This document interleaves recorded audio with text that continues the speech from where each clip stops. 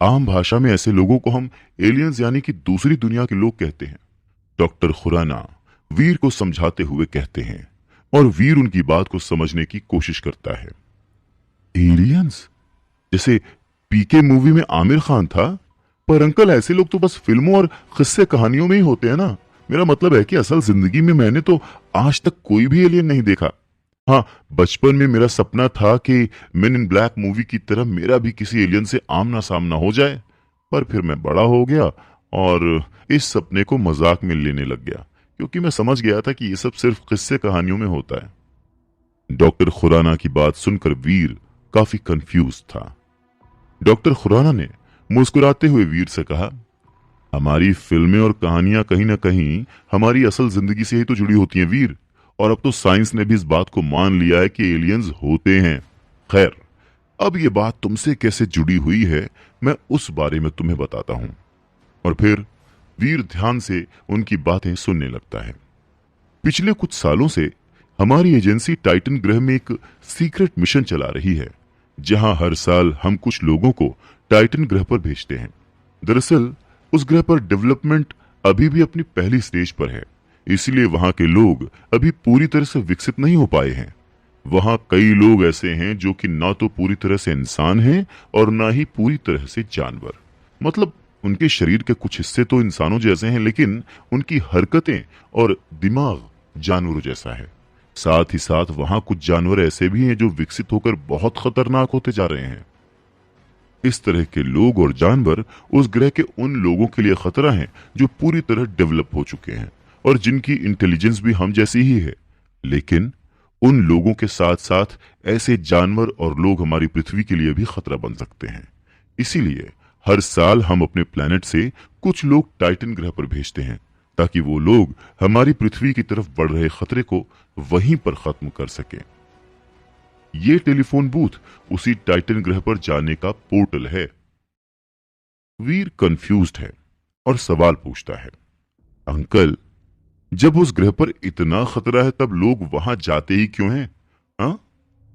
खुराना मुस्कुराता है और कहता है, पैसे कमाने और ताकत पाने के लिए।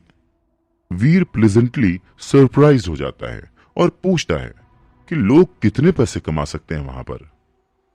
अनलिमिटेड, समझ रहे हो? अनलिमिटेड। खुराना इस तरह से खुश होकर बोलता है जिससे वीर को यकीन हो जाए कि उसकी पैसों की समस्या भी टाइटन ग्रह पर जाकर खत्म हो सकती है। वीर सोचने लगता है। वीर को देखकर खुराना को भी एहसास होता है कि वीर टाइटन के बारे में सोच रहा है। खुराना तुरंत ही वीर के सपनों पर पानी फेरते हुए कहता है, नहीं नहीं, पर तुम वहां नहीं जा सकते, इसलिए सोचो भी मत। वीर हैरान हो जाता है, अरे भाई, तुम मेरे जिगरी दोस्त के इकलौते बेटे हो, यानी मेरे भी बेटे जैसे ही हुए। मैं तुम्हारी जान खतरे में नहीं डाल सकता। तुम घर जाओ और कोई और रास्ता ढूंढो पैसे जुटाने का। ये कहते हुए खुराना वीर को उसकी लैब से बाहर जाने को कह देते हैं। हालांकि वीर घर की ओर निकल जाता है, पर खुराना की बात उसके दिमाग में किसी साइंस फिक्शन फिल्म की तरह घूम रही थी। पर साथ में अफसोस भी है कि वो परिवार के लिए पैसे नहीं जुटा पाया। वीर जैसे ही घर पहुंचता है तो देखता है कि उसके लफंटर दोस्तों की टोली बाहर ही उसका इंतजार कर रही है। वीर समझ जाता है कि वो लोग कल वाली बात पर उससे सवाल पूछेंगे और वो एम्बैरेस होगा।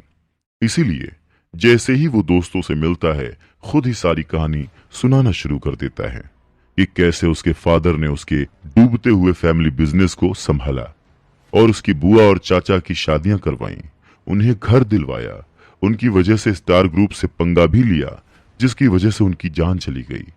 पर उनके जाने के बाद उसकी बुआ और चाचा उन्हें दादाजी के घर से निकालना चाहते हैं। वीर की कहानी सुनकर सभी दोस्त उसे सिंपैथी दिखाते हैं। अभी अभी जवान हो रहे लड़कों के खून में कुछ ज्यादा ही उबाल होता है, पर दिमाग उतना ही कम होता है। ऐसे ही दिमाग से वीर के दोस्त उसे सलाह देते हैं कि वीर को बुआ के घर से जाके इस घर के प्रॉपर्टी के पेपर्स चुरा लेने चाहिए। उसके बाद बुआ हो या चाचा, कोई भी उन पर घर खाली करने के लिए लीगल एक्शन नहीं ले पाएगा और उसे 3 करोड़ रुपए भी नहीं देने पड़ेंगे। वीर भी तो उसी उम्र का है, उसे भी आइडिया जम जाता है। वो डिसाइड करता है कि कल रात वो बुआ के घर में कागज की चोरी करने जाएगा।